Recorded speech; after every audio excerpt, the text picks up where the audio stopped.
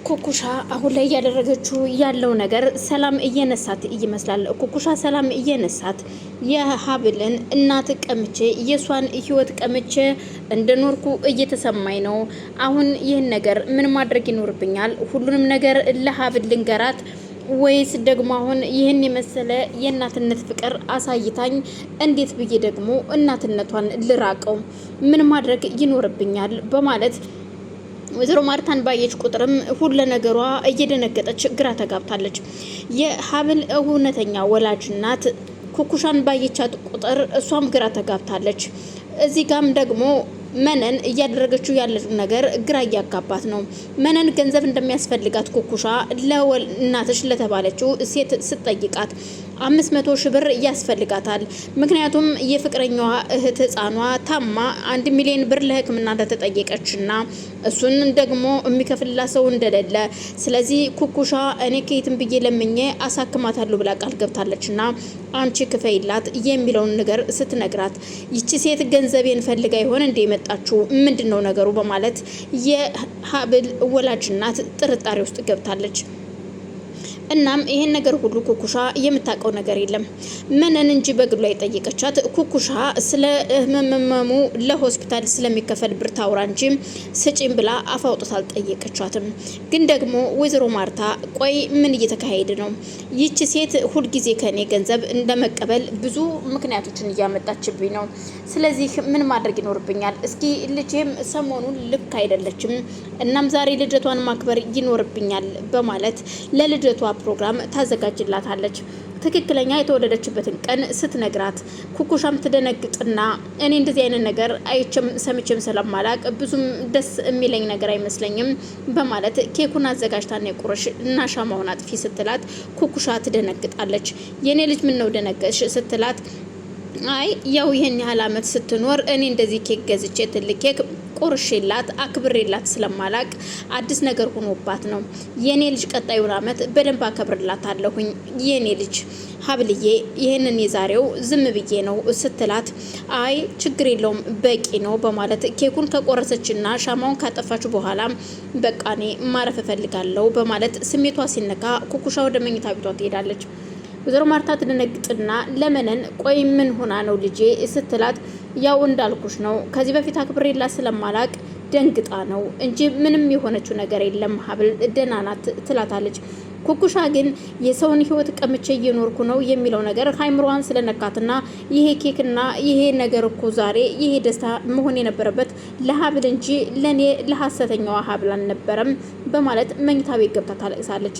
እናም አሁን ይሄን ነገር እስኪ ልሂድና ልናግረው በማለት ለእዝራን ደውላለትን መገናኘት እንደሚፈልጉና እንድታናግረው እንደፈለገች ስትነግረው እሱም እሺ በማለት ኩኩሻን ለማግኘት ሲሄድ ኩኩሻ ምንድነው ሲላት እዩልህ ዛሬ የሀብል ልደት ነው እናም ልደቷን አክብርላት ስትለው አልገባኝም የሆነ ነገር ልነግርህ ፈልጌ ነበር ታውቃለህ የሰው ህይወት ቀምቼ እየኖርኩኝ ነው የሚል ጫፍጫፉን ትነግረዋለች።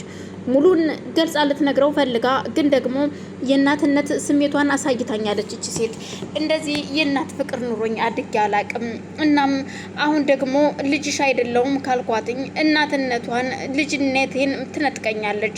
ስለዚህ ይህንን እቅፏን ስታቅፈኝ እንደ እናት ስታባብለኝና ጸጉሬን ስዳሰሰኝ ውስጤ የሚሰማኝ ደስታ ወደር የለውም እና ይህን ስሜት አሳልፌ እንዴት ነው ለሀብል የምሰጣት የሚለው ነገር ግራ ጋብቷት አይ ማለቴ በቃ ሌላ ቀን እነግርሃለሁኝ አሁን ግን ዝም ብለህ ሂድና ለሀብል ልደቷን አክብርላት ስትለው እዝራም ግራ ተጋብቶ እሺ በማለት ድፎ ኬክ ቢያጣም እንኳን ተቆራጭ ኬክ ይዞ ገብቶ ሁሉ ነገር አዘጋጅቶ ሻማ አብርቶ ሀብልን ነይ በማለት ወደ መኝታ ቤት ይወስዳታል።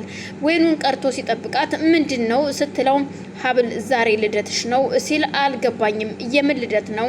አይ ዛሬ ኩኩሻ ልደቷ ነው ብላኝ ነግራኛለች ለዛ ነው የማከብርልሽ። እንዴት ኩኩሻ ልታቀቻለች? እኔ የተወለድኩበትን ቀን እያላወኩኝ እናቴ ሳትነግረኝ ነው ያደግኩት። እንዴት እሷ ልታቀቻለች? ለነገሩ የተወለድኩበት ሆስፒታል ሂጅ እኮ መጠየቅ እችላለሁ።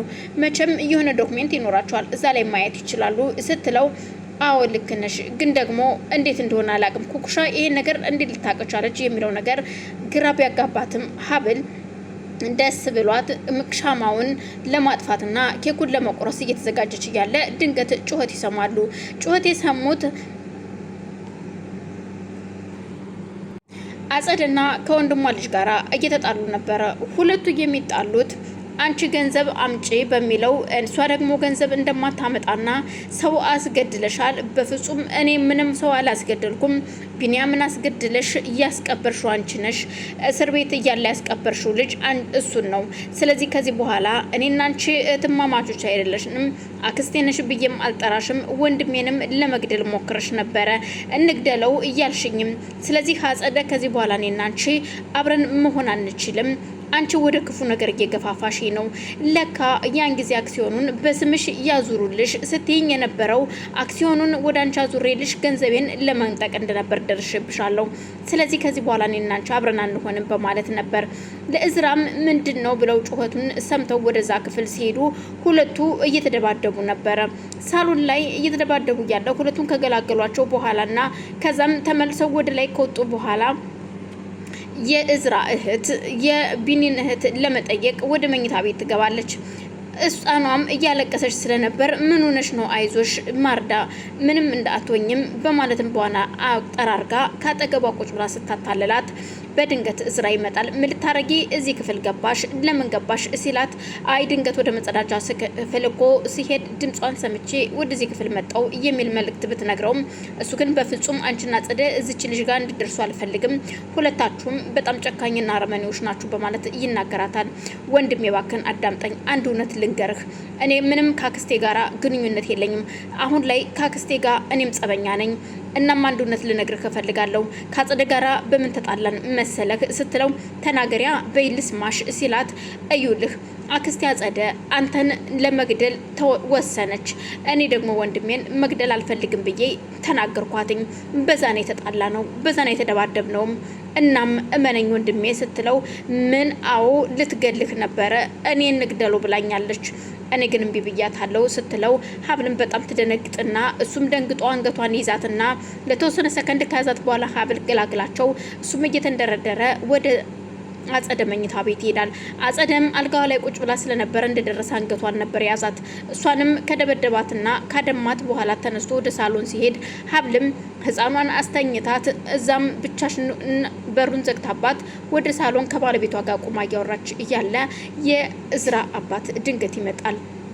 የሚያወሩትን በጨረፍታ ሰምቶ ስለነበረ ሊዋሹት ቢሞክሩም እንኳን አባትየው ግን እውነታውን ንገሩኝ እንጂ ሀብል ስትዋሽ አያምርብሽም፣ እውነት ነገር ስትናገሪ ነው የሚያምርብሽ የኔ ልጅ፣ ሁለተኛ እንድትዋሽ አልፈልግም ሲላት አረ የዋሻው አይደለም ብትለውም በፍጹም ውሸት ነው። ሁለቱም እዛ ጋር ሲመጡ እውነትም አጸደ በልዛ ስለነበረ ምንድነው የተፈጠረው ነገር ሲለው ምንም የተፈጠረ ነገር የለም፣ በራሴ ጥፋት ነው ወንድሜ፣ ምንም እዝራ ያጠፋው ጥፋት የለም በማለት እሷም ነገሮችን ልሸፍን ብትሞክርም እዝራም ከዚህ ከቆየው ነገሮች ስለሚበላሹ መውጣት ይኖርብኛል በማለት ጥሏቸው ይወጣል።